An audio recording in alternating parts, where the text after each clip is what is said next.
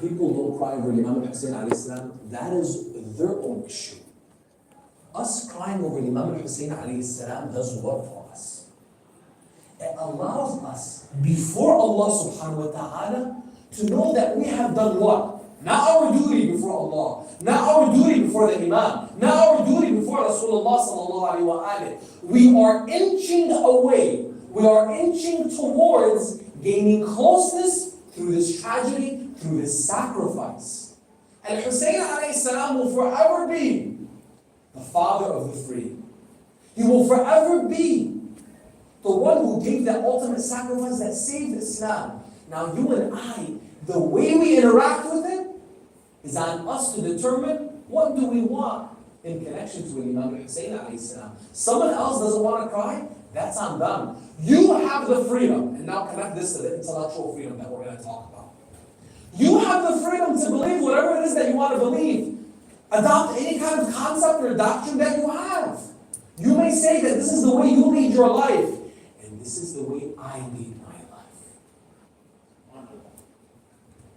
We have something called al-hurriya al-fikriyya, intellectual freedom. This doctrine, which is not, by the way, an Islamic doctrine per se. It's a human doctrine. It's logic, it's reason. That every human being is free to think and adopt anything that they wish intellectually. Now, you and I, you may adopt a certain way of thinking. You may adopt certain concepts, certain doctrines, certain beliefs. What do those beliefs do for you in your life? And why are you adopting them? Why are you choosing this over this? Now, where do we go? When we're trying to see how do we lead our lives, how do we make our decisions, we go to Muhammad wa Muhammad. We go to the Holy Quran and Ahlul Bayt. The Holy Prophet sallallahu alaihi wasallam. And this is a basic theological premise that we have as Muslims, as followers of Ahlul Bayt. People will ask you, why do you emphasize Al-Hasan al-Hussein so much? Why do you emphasize Ali ibn Abi Talib and Lady Fatima so much? Why is this emphasis amongst you as Ali, Ali, Ali? Why? Why? Why? Simple. And take this, my young brothers and sisters, take this with you. Anything that we emphasize is from Rasulullah. The Prophet emphasized, so we emphasize. The Prophet directed, so we follow. The Prophet told us that I am leaving within you, I am leaving amongst you two weighty things. The Book of God and my family. If you hold on to these things, you won't stray after me. People ask the Prophet, what will we do without you? What will we do? And he told them, this is what you do. You hold on to this, you hold on to this, you're good. You are good. Hold on to these two things. Now, conceptually, that sounds pretty easy, right? Now, in practicality, how do you and I do that? And I challenge you. I'm not just talking about you're not reciting enough Quran. I'm not saying that. I'm not saying that, you're not carrying the whole Quran with you wherever you go. It's not just that. The whole Quran needs to be something that we take, and I say this to myself before anyone else. Me up here, I'm not telling you I live this life. In this sense, I'm walking the walk. I'm talking the talk. This is a reminder for me amongst you as brothers, as sisters, as we come together in the memory of Imam Hussein alayhi salam. But I tell you, before God, you and I, when we're looking, don't assume that our connection with Ahlul Bayt alayhi salam is solid, or our connection with the Quran is solid, or our connection with the Quran is weak, or our connection with Ahlul Bayt is weak. What I want you to challenge is beyond a feeling. Oh, I feel connected to Ahlul Bayt because I'm crying. Go deeper. I read a juz'ah of the Holy Quran. I completed the Holy Quran in Shahr Ramadan. That means I'm good with the Holy Quran. Go a little bit deeper. When you're looking at the Majlis of Imam Hussein alayhi salam, and you're looking at your relationship with the Holy Quran and Ahlul Bayt, how is it whenever you are exposed to a verse of the Holy Quran, or a line of poetry, or a segment, excerpt of a lecture of a majlis, how does it move you? How does it change you? Does it move you in a better direction? Are you better today, tonight, than you were yesterday? That should be our litmus test. What's your movement of betterment? We're not here simply to get the blessings of this gathering. The blessings of these gatherings are like no other. They're unmatched. The blessings of Imam Hussein alayhi salam, Allah has given him this status for who he was. And the rest of Ahlul Bayt alayhi salam, from them and their memory, blessings will be given and blessings will be shared. But then what do you do with those blessings? What do you do? Imam Hussein alayhi salam will forever be who he was. It's going to be there. Now what do you do with it? How do you take it and move it? And I don't mean literally just here. I mean how do you take it and move with it in every aspect of your life. So when people today begin giving you these different ideas, ideologies, ways of life, do you just adopt anything that is now accepted in society? Do you just adopt any idea that now the majority of people are just going along with? Do we blindly follow things because most people are doing it today? It's acceptable. That's what society has established for us. You know what society had established in Sham? Society had established in Sham that it was normal to curse the name of Ali ibn Abi Talib. If we were living in Sham, would that be something that we accepted? Society at the time of the Holy Prophet ﷺ, in the very beginning of his message, it was also acceptable to worship publicly without even a second thought. Not one, not two, not three, but dozens of idols.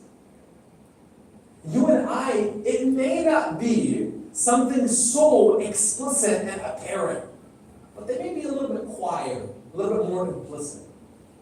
Are we, without realizing, adopting certain things intellectually and accepting certain ideas that are really at their core against our beliefs and against what the Holy Prophet and Ahlul Bayt taught us, but we're not realizing it? So that's where you and I, when we come up here, we're challenging ourselves with what? Making sure that we realize what we actually believe. And any ideas that are coming forward, why do you believe them? Tell me, where is it from? This is so crucial, this idea, when it comes to our intellect and the different things that we've accepted for us within our way of life. Because sometimes something may just sound good to you. And then you will try to use your religion to prove why it's right. And you'll be looking for things to validate a position that you've already taken because you just feel that that's the right way. How many times do we hear when we're having a discussion, well, that doesn't make sense to me. Okay, well, why doesn't it make sense to you? Not that, by the way, our religion is not a rational one. In fact, when it comes to our faith and our school of thought, you'll find one of the unique things about the school of thought of Ahlul Bayt alayhi salam is that when it comes to our usul al-deen, the foundations, the principles of our faith, of our religion, our usul, every single one of those principles, from tawheed, there's only one God, al-adala, al-adl, Allah subhanahu wa ta'ala is just, this idea of divine justice. That because of this divine justice, Allah subhanahu wa ta'ala has sent prophets and messengers to humanity. And after these prophets and messengers has sent imams. And with these prophets and messengers, Allah subhanahu wa ta'ala, in this ultimate system of accountability, He has given us a day of resurrection where every human being will be accounted for their actions. These 5 things, you don't need any text to prove them. Truly, in their essence, you can prove them simply through human rationale, human reason. Now, when you're coming and you're trying to move forward and then adopt and build in your life based on what? What do you accept and what do you deny? Now, I'll tell you, when you look back in history and you see the tradition of Imam Ali alayhi salam, and you see what he did and how he interacted with society, you see that this man was so firm in his belief, nothing could move him. Nothing. Absolutely nothing. And even when Imam Ali alayhi salam, for 25 years would remain patient, for 25 years would remain patient. When we say, by the way, that expression, Imam Ali alayhi salam would remain patient for 25 years, was he sitting idly by and remaining patient, waiting for his turn when it came to the quote-unquote khilafah, as in being the head of state, the ruler of the Muslims? No. He was patient in what? Throughout all of the settings, throughout everything that he endured, he was making sure that the intellectual foundation of the Muslims was sound. The second Khalifa would describe his own relationship with Imam Ali alayhi salam when it came to his rule. Because he faced a lot of different challenges. And he would say, if it were not for Ali, I would have perished. Why? There were so many challenges to the Muslims intellectually. How do you run society? How do you run a community? How do you judge between people that have conflict? Speaking of conflict, Imam Ali alayhi salam, when he did become the Khalifa, at the choice of the Muslims, you realize when Imam Ali alayhi salam faced 3 different civil wars, 3 different battles, Jalal, Siffin, Nahrawan. In each one of them, do you know what intellectual renaissance Imam Ali alayhi salam did? He set the rules of engagement, of how Muslims and Muslims interact with one another when they are in conflict. When they are at each other's necks. What are the rules of engagement? How do you someone is on the other side of the battlefield is a Muslim that wasn't seen before. Imam Ali alayhi salam saw the challenge and made sure, unlike some of those who came before him, when Muslims on Muslims, when it was conflict, Muslim against Muslim, you know what Imam Ali alayhi salam did? He showed them that you cannot, even in conflict, now make the person on the other side a kafir, a disbeliever. There was no takfir when it came to Imam Ali alayhi salam, even though those who were fighting him were publicly fighting and wanting to shed the blood of not just the Imam of the time, but again, put the theological assumption aside, the Khalifa of the time, the head of state. When we look at every madhab, amongst our brothers and sisters in the Sunni school of thought, there's this idea of obedience and following whoever is the head of state. But even at that time, when they challenged Imam Ali alayhi salam, Imam Ali alayhi salam did not do something called takfir. How is this important for us intellectually? You will disagree with people. People will disagree with you. The uniqueness of the followers of Ali ibn Abi Talib, Amir al-Mu'mineen, is we don't push people away, and just because they disagree with us and have a different intellectual result than we do, we don't push them away and then make them outside of the faith. We don't do that. We don't, just because somebody disagrees with us or even has enmity towards us, we don't take a stance where this person is completely stripped from their identity in the religion and the faith. No, not at all. When you see this, you see true tolerance, true harmony in a society. Not a tolerance that makes a person where unless you are tolerating anything and everything, and tolerating things that go against your beliefs and against your identity and against your own faith system, we're not talking about that. We're talking about people that in the society that Ali ibn Abi Talib lived in and governed at one point. Christians would live in this society. Jews would live in this society. He would defend their rights. And he would make sure that everyone was taken care of. There was a Christian man that was begging in the marketplace. Imam Ali alayhi salam, this was during his tenure as the Khalifa. As the Khalifa, Imam Ali alayhi salam, it was notable for him. History noted so many different occasions where Imam Ali alayhi salam, even as the Khalifa, would walk amongst the people as if he was just an ordinary man. There was no entourage. There was no one to carry him on their shoulders. There were no guards. Ali ibn Abi Talib, Asadullah al-Ghalib, would walk in the marketplace like any other man. When he's walking, he sees an elderly man begging, and no one is paying him any attention. Everyone's ignoring him. One person passes, the next person passes, everyone's ignoring him. He looks around and he says, "Nah, what's going on? What is this? What's going on?" One person looks and says, "Oh, he's just a Christian." One of the narrations says that Imam Ali alayhi salam visibly, the color in his face changed. And he said, "Just a Christian. How dare you have the audacity to have used up this man in his youth, and now you neglect him in his old age." Meaning what? This man has been living amongst the Muslims.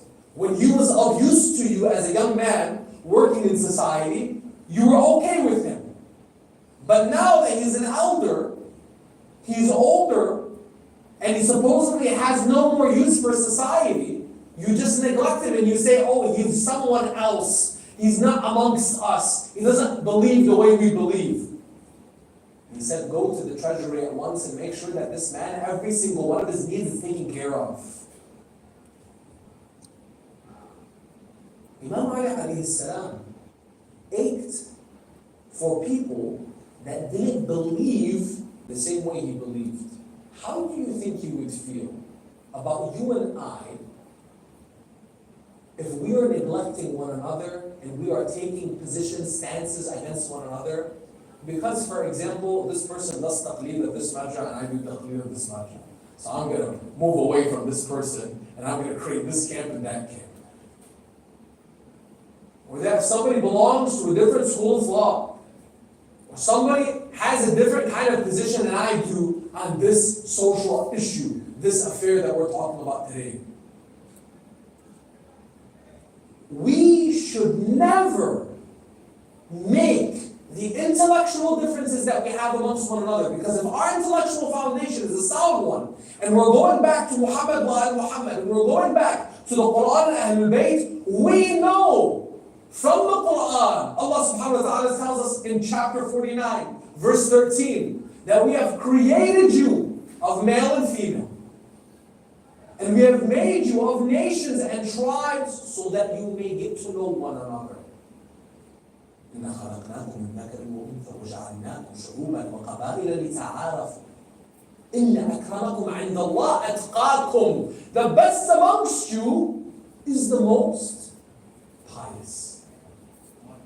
Now, when you and I are thinking about this verse in the Holy Quran, and we're thinking about coupling that with Imam Ali alayhi salam in the marketplace as an advocate or the advocate for an elderly Christian man. So look at these two classes. Now I'm going to use some legal language. A protected class of individuals, elders and minorities in faith. Imam Ali alayhi salam sanctioned that. Take care of these people. Don't neglect them. Now you and I, if we are supposed to have this care for individuals who do not believe as we do and worship as we do, how are you supposed to care for a brother or sister that is in your own school of thought? How are you supposed to care for a brother and sister that believes in La ilaha illallah Muhammad Rasulullah?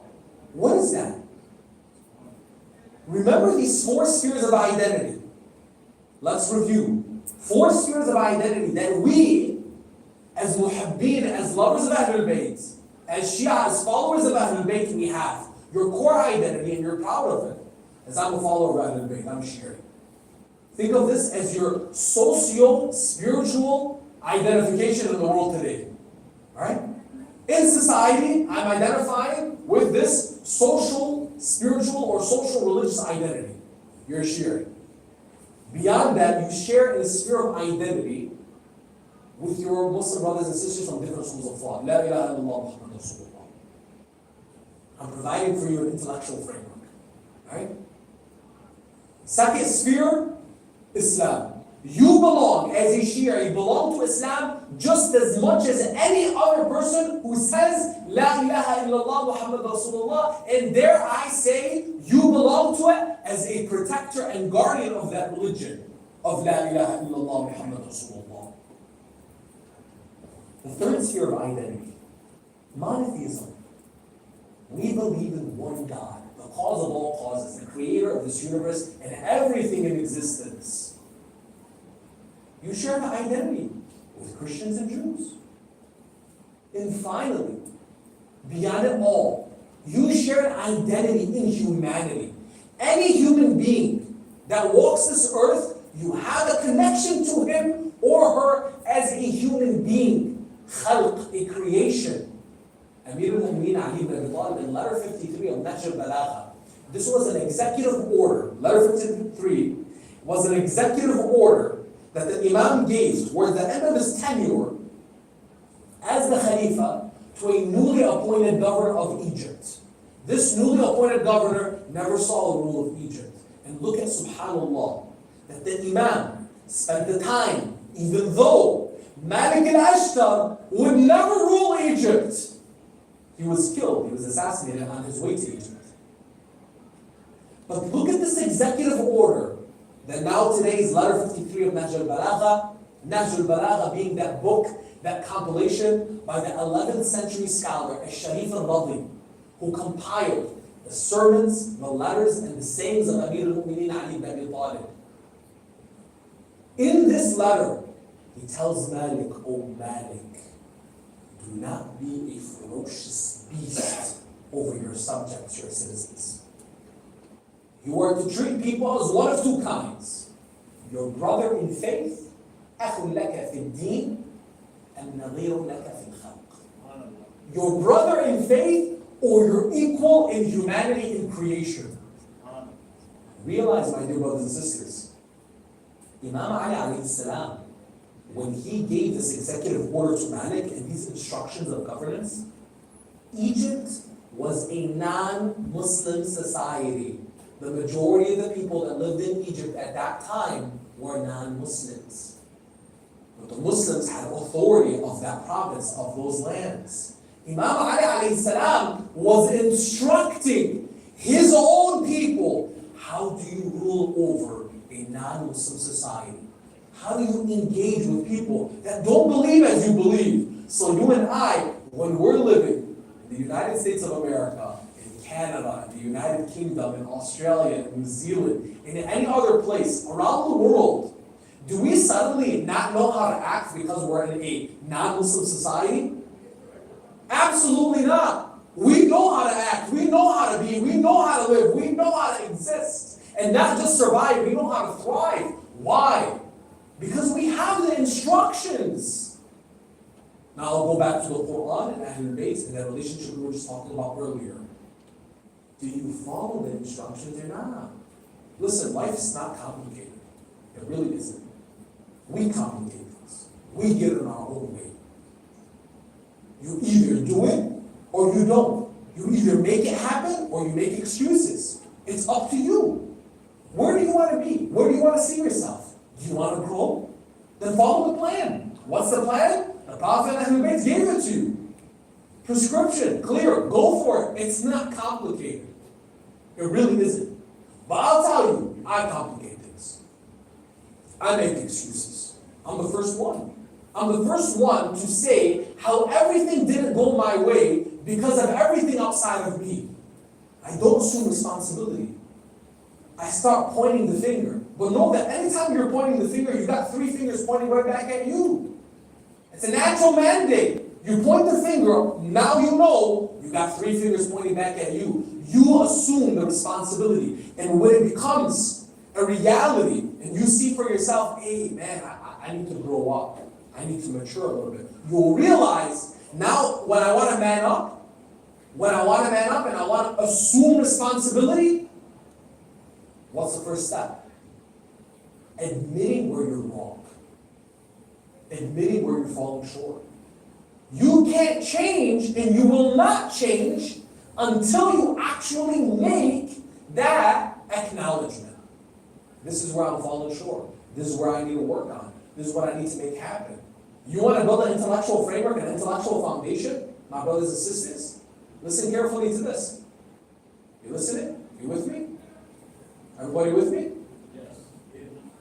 How do you want to be an intellectual person with an intellectual framework that is based on the teachings of Ahlul Bayt and you don't read their books. And I'm not even talking about the Holy Quran. The Holy Quran, listen, it may be intimidating. We may not have Arabic as our main language. And that's okay. Should we work on it? Absolutely. But let's be practical. Read it in the language that you understand. Whether that's Urdu or that's English. I'll tell you, even for myself. I'm an Arabic speaker, but I use the English. And that's okay. Build an understanding with the Holy Quran. Don't be intimidated by it. But beyond the Holy Quran, give yourself 5 minutes a day with the Holy Quran. 5 minutes a day, 10 verses. Don't complicate it. Build on that. Build on that. Build on that. What are the books that you're reading? What are we reading? You want to be a follower of Ahlul Bayt? How about this? How about this? You may not even see yourself, man. Listen, I'm just trying to get by. You want to be successful? Especially for my young brothers. You want to be successful? You want to make money? You want to build a business? You want to grow as an entrepreneur? You want to be successful? You want to see all these things happen? You have to read. I didn't realize this until it really hit me in my face. And until someone put me on the spot, when I was this young man thinking I was going to law school and I had everything figured out, he's like, what's the last book that you read? And I was thinking nobody was going to figure me out. I was just going to keep on going, right? Especially when you can get by, and you know you're a smooth talker, you can get by. What I want you to challenge yourself with is what makes up your intellectual foundation. Not just by having somebody get up here and speak to you. This is a blessing. The minbar of Imam Hussein alayhi salam initiates, invigorates, rejuvenates. But the real education, the real transformation happens when you grab a book. Whether it's the Holy Quran 5 minutes a day, or the books that are going to continue providing you a framework and a foundation to understand what the Holy Quran is all about. What are we reading? If you want recommendations on what to read, I'm at your service. I'm at your service. Because I'll tell you this, when I started reading books as a young man, it changed my life. It changed the way I was as a son. It changed the way I was as a husband. It changed the way I became as a father. It changed the way I was as a professional. It changed the way I was as an entrepreneur. It changed the way I became as a writer and an author. It changed the way I was as a servant of my community. It changed every single aspect. And anything I was able to do was what? Acknowledging that the more I read, the more I didn't know. And the more I read, the more I realized Allah subhanahu wa ta'ala, you're in control of everything. It's not me, it's you. Anything that's good is from Him. The more I read, I realized that. You want books? You want recommendations? Come see me afterwards. But I tell you, when you start reading it, even just a page a day, don't be intimidated by, I've never read before. I've never finished a book. I was there. I never used to read. But then I got hit, and it hit me like a truck. And then you realize, man, I gotta start. It doesn't matter if you're 18, you're 20, you're 30, you're 40, you're 50. It doesn't matter how old you are. You may only have tomorrow left. Use tomorrow. Grow. And in that growth, you're going to see a reward with Allah subhanahu wa ta'ala that's unmatched. Listen, man, when Hur came on the day of Ashura, and he came before Imam Hussein, do you know who Hur was? Hur was the man who stopped Imam Hussein alayhi salam on the day of Ashura, before the day of Ashura, on the 2nd of Muharram.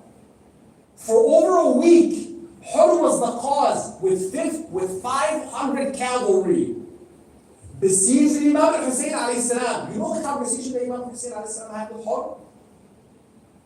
There's narrations that tell us, historical accounts that tell us that Imam Hussein alayhi salam told Hur, may your mother grieve over you for the crime you're committing against us. That was Hur with Imam Hussein. And Imam Hussein tells Hur, may your mother grieve over you. Because what? He was stopping them from going to Kufa. And then on the day of Ashura, which became his last day on this earth, he changes. Imagine this, and I want you to take this thought with you. Imagine this. Imagine you lived every single day like it's your last. Conceptually, it's like, oh yeah, I've heard that before. No. I want you to really think about it and believe it. You go to sleep tonight, you close your eyes, you may not open them. How would you live today? How would you greet your brother next to you? Wouldn't you embrace him a little bit harder? When you see your mother tonight, wouldn't you give her a little bit longer of an embrace? Kiss her forehead maybe one more time? The brother that maybe you have a little bit of beef with, wouldn't you be like, hey man, let's put this in the past. It's not worth it. Just don't worry about it, man. I got you, bro. Do you see how when you put things in perspective of the greater scheme of the universe? Tonight was your last night. Think about everything you're worried about. Think about every single thing that you're being challenged with today. That all fades away. It all fades away. Your business, your cash flow, your education, your degree, the exams that are coming up. I know the semester just started. Any of this that's going on, it all fades away. And then you start focusing on what really, really matters. Now guess what? If you don't really focus on your intellectual framework, your intellectual foundation, it's all going to go out the window, and it starts with reading. You have to read. You have to read. Even if it's a page a day. I will give you a list of over 30 books for you to read. All in English. Come see me afterwards. Again, I'm telling you, my role here, my job here as a humble servant of this community in these 5 nights, I'm coming here for action. I'm coming here for movement. I'm coming here for change. Because if I'm not, I wasn't going. All right?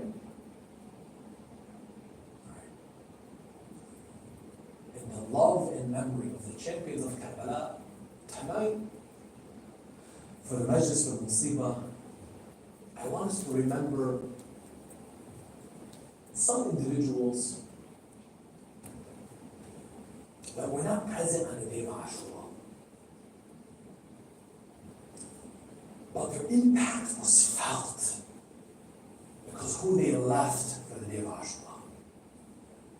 And tonight, I'm not talking about anybody other than Moughania. Now, I want you to realize this woman, Moughania, was the wife of Imam Ali alayhi salam. This woman lived her life in servitude of the Imam in raising sons who she knew that all of them would be given to protect the Hussein alayhi salam. And every single one of her sons, not just Al-Abbas, Abdullah, Uthman, and Ja'far, each one of these men, the youngest being 19, the oldest amongst them, and Abbas being in his mid to late 30s. So my young men here, I want you to imagine that. The sons of Moughania, from 18, 19 years old to 37 years old.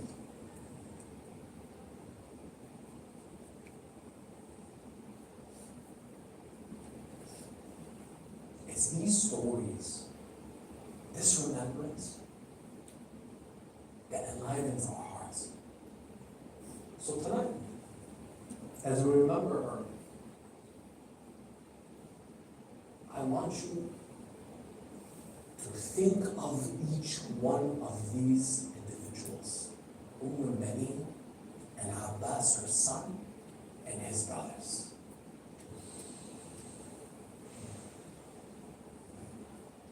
If I tell you this tale of sorrow, will you lend me your hearts to borrow? If I tell you this tale of sorrow, will you lend me your hearts to borrow? Will you shed a tear for Hussein? Will you remember Zainab's pain? And if we stay here tonight until tomorrow, will you bear this tale of sorrow? Listen here to Hussein's story, a story of heartache and glory, a story of heartache and glory. If I tell you this tale of sorrow, will you lend me your hearts to borrow? Will you shed a tear for Hussein? Will you remember Zainab's pain?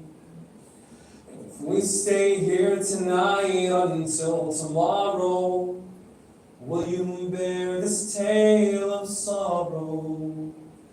Listen here to Hussein's story, a story of heartache and glory, a story of heartache and glory. After the day of Ashura, after the land of Karbala, Imam Sajjad and Lady Zainab and the women and the children were taken from city to city, from Karbala to Kufa, from Kufa to Sham. And after the agony and the suffering of these journeys, they were finally given leave to return to the city of Rasulullah, to the land of Medina. When they finally approached the city of Medina, Lady Zainab would turn to her nephew Imam Sajjad. She would tell him, "O son of my brother, I wish not to enter the city of Rasulullah unless the people know what happened to us, what happened to Hussein, what happened to the family of Rasulullah." They say Imam Sajjad would turn to one of the men who had accompanied them, and he told him, "I know that your father was a poet. Can you recite some verses like your father once did in honor of Rasulullah? Will you enter his city and tell the people what happened to us, what happened to Hussein?" This man ascended upon his horse, lowering his head to an Imam Sajjad, telling him that he will go forth and announce to the people of Medina the tragedy of his father Hussein. They say that he dressed his horse in black, and he carried a black flag, and he entered the city of Medina, calling on the people, "Ya Ahl al-Medina, O people of the city, come forward and join me as I share the news, as I share a tragedy like no other. The people people would tell him, "O bearer of news, tell us what you come forward with." He says, "No, I can tell you what happened in the streets of the city. This news can only be shared at the grave of Rasulullah. So come, hurry, come forth and join me at the grave of our Prophet Muhammad." The people come in the hundreds, swarming in the thousands. All of the people come forward to the Masjid of Rasulullah. And as this man goes forward, he begins to wave the black flag over the grave of the Holy Prophet. He's waving the black flag as the people are waiting for the news. He says, "O people of Medina, know that the grandson of Rasulullah, Al-Hussein, has been killed. قتل الحسين قتل الحسين قتل الحسين Hussein has been killed. He was thirsty. He was lonely. He was estranged in a land called Karbala. The people are shocked by this news. Some begin wailing, some begin crying as he's announcing the tragedy. As he's announcing the tragedy, a woman from behind the people begins to walk forward, and the people split the way for her to go forward to the grave of Rasulullah, where the black flag continues to be waved. This woman goes to the poet and she asks him, "O poet, O bearer of the tragedy, tell me what happened to my beloved Hussein. Tell me what happened." He tells her, "My dear lady, who are you to Hussein?" He's thinking to himself, all of the women of Hussein were with him. All of them, Lady Zainab, Kulthum, his women and his orphans are waiting outside the city. Who is this woman that says, "My beloved Hussein"? Who is this woman that says, "Habibi Hussein"? They tell him, "This is al-Banin, the mother of Al-Abbas." He tells her, "My dear lady, عظم الله لك الأجر. May Allah reward you for the sacrifice of your son Jafar." She tells him, "I didn't ask you about my son Jafar. Tell me about my beloved Hussein." He says, "May Allah reward you for the sacrifice of your son Abdullah." She said, "My sons were for Hussein. Tell me about Hussein." He says, "May Allah reward you for the sacrifice of your son Uthman." She tells him, "Oh poet, stop breaking my heart and tell me about Hussein." Finally he tells her, "عظم الله لك الأجر. May Allah reward you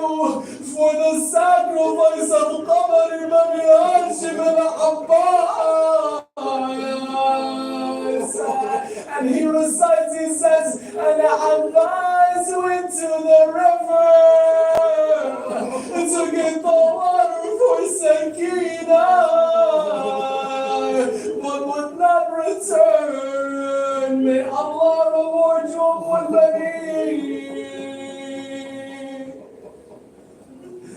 They say al-Bani, and the people were wailing and crying, calling out, Hussein, Hussein, Habibi, Hussein, Hussein. Imagine what would the reply of al-Bani be to Imam al-Hussein. What would al-Bani say to her beloved Hussein? I've given all my sons for you, Ya Hussein. I've given all my sons for you, Ya Hussein. Al-Abbas was my moon, but Hussein is the sun. Al-Abbas was my moon, but Hussein is the sun. And who could be the light of this world but the son of Fatima? They call me al-Bani, the mother of sons. They call me al-Bani, the mother of sons. I've brought forth 4 lions for you, Ya Hussein. I've brought forth 4 lions for you, Ya Hussein. And if I could give more sons for you, Ya Hussein, I would give 1,000 sons and 1,000 more. I would give 1,000 sons and 1,000 more. I've given all my sons for you, Ya Hussein. I've given all my sons for you, Ya Hussein. Inna lillah wa inna ilayhi raji'un. وسيعلم الذين ظلموا أي منقلب ينقلبون والعاقبة للمتقين. We belong to Allah, and to Him we return. We ask Allah subhanahu wa ta'ala to accept our tears, to accept our heartache, to accept our sorrow. But we ask Allah subhanahu wa ta'ala to allow us to feel the heartache and the sorrow and the tears of an Imam Sahib al-Asri wal-Zaman. Ya Allah, hasten his reappearance for us. Ya Allah, as this world is filled with injustice, please bring forth the light of our Imam to fill it with equity and peace for all. We ask Allah subhanahu wa ta'ala to hasten the reappearance of our Imam and allow us to be of his supporters, to bring light into this world as it has been filled with darkness. We ask Allah subhanahu wa ta'ala this, to give the blessings of this majlis, of our salawat, of the pounding of our chests, the grief in our hearts, and all that we offer, the little that we offer. We ask Allah subhanahu wa ta'ala to give all of these blessings to our parents, our grandparents, all of our marhumin, all of those individuals who sacrificed for us to know the tragedy of Imam Hussein alayhi salam. We ask Allah subhanahu wa ta'ala this in the last of our prayers, Alhamdulillah Rabbil Alameen, أفضل الصلاة والتسليم على نبينا محمد وعلى آل بيته الطيبين الطاهرين. الفاتحة. بسم الله.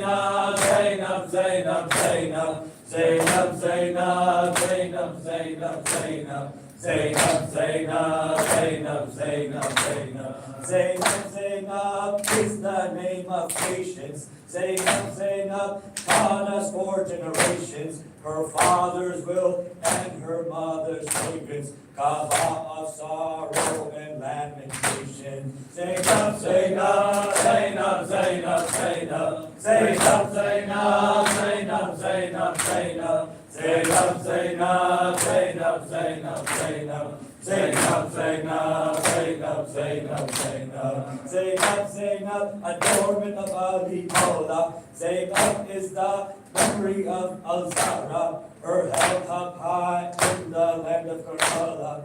For all she was a daughter of Haydara. Zainab, Zainab, Zainab, Zainab, Zainab, Zainab, Zainab, Zainab, Zainab, Zainab, Zainab, Zainab, Zainab, Zainab, Zainab. Zainab, Zainab, Zainab, Zainab, Zainab, Zainab, Zainab saw nothing but beauty. She saw Islam as her line of duty. She gave her all, wholehearted and truly, remaining firm in the face of duty. Zainab, Zainab, Zainab, Zainab, Zainab, Zainab, Zainab, Zainab, Zainab, Zainab, Zainab, Zainab, Zainab, Zainab, Zainab. Zainab, Zainab, Zainab, Zainab, Zainab, Zainab, Zainab, witnessed death and fire. Zainab stood firm and did what was required. Zainab, Zainab, crumbled the whole empire. Her resistance were in oppressors retire. Zainab, Zainab, Zainab, Zainab, Zainab, Zainab, Zainab, Zainab, Zainab, Zainab, Zainab, Zainab, Zainab, Zainab, Zainab. Zainab, Zainab, Zainab, Zainab, Zainab. Zainab, Zainab was just like her father. Zainab, Zainab, treasured by her brothers. Hussein, Hassan, Abbas, and the others. The greatest symbol for sisters and her brothers. Zainab, Zainab, Zainab, Zainab, Zainab. Zainab, Zainab, Zainab, fight with Zainab. Zainab, Zainab, break the fire. crying Zainab, Zainab, Zainab, that is tiring Zainab, Zainab, Zainab, Zainab, Zainab, Zainab, Zainab, Zainab, Zainab, Zainab, Zainab, Zainab, Zainab, Zainab, Zainab, Zainab, Zainab, Zainab, Zainab. Y'all sing, y'all sing, y'all sing, y'all sing, y'all sing, y'all sing, y'all sing. Sajjad, Sajjad, Sajjad, Sajjad, Sajjad, Sajjad, Sajjad, Sajjad, Sajjad. وہ 11ویں محرم وہ کربلا کا منظر بے گور و بے کفن تھی سرور کی لاش بے سر ممکن تھا مار رہی جا عابد تڑپ تڑپ کر بنتے علی بولی خود کو سنبھالو دل پر سجا سجا سجا سجا سجا سجا عین اللبا کی غربت وہ عالم اسیری ہو کے گرا سے گردن اس کی جھکی ہوئی تھی ہاتھوں میں ہتھ کری تھی اور باہوں میں تھی بیری منظر لا رہا تھا زینب طرف کے بولی سجاد سجاد سجاد سجاد سجاد سجاد وہ خاردار راہ ہے وہ دھوپ کی تمازت نالوں کے پھوٹنے سے زخموں میں اور شدت بے چین کر رہی تھی زنجیر کی اذیت سب کو رلا رہی تھی بیمار کی مصیبت سجاد سجاد سجاد سجاد سجاد سجاد چھوٹی بہن مسلسل آتی تھی تازیانے کانوں سے چھن گئے تھے بیوی کے گوشوارے ہر گام پر سکینہ آتی تھی جب تماشے نو کے سنا سے سرور بے چین ہو کے بولے سجاد سجاد سجاد سجاد سجاد سجاد آنکھوں میں کربلا کے منظر سے بکر بگرے 40 سال روئے عابد طرف طرف کے زینب کا ساتھ چھوٹا زندان کو نہ بھولے تاریخ ہی نماز اور شکر کے وہ سجدے سجاد سجاد سجاد سجاد سجاد سجاد عابد کو ظالموں نے زہر ستم سے مارا جو اٹھ گیا جہاں سے ہم خاک کربلا کا پاگر طرف رہے ہیں پیرا ہوا مدینہ ماتم کرے رشید کرتے ہوئے یہ نوحہ سجاد سجاد سجاد سجاد سجاد سجاد.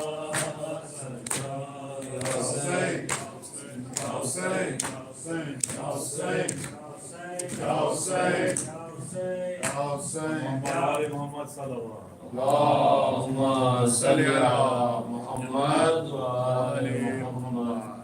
السلام عليك يا رسول الله، السلام عليك يا نبي الله، السلام عليك يا أمير المؤمنين، السلام عليك يا خديجة الكبرى، السلام عليك يا فاطمة الزهراء سيدة النساء العالمين، السلام عليك يا حسن بن علي المجتبى، السلام عليك يا أبا عبد الله، وعلى الأرواح التي هلت بفنائك، عليك مني سلام الله أبدا ما بكيت وبكي الليل والنهار، ولا جعل الله آخر العهد مني لزيارتكم. All together.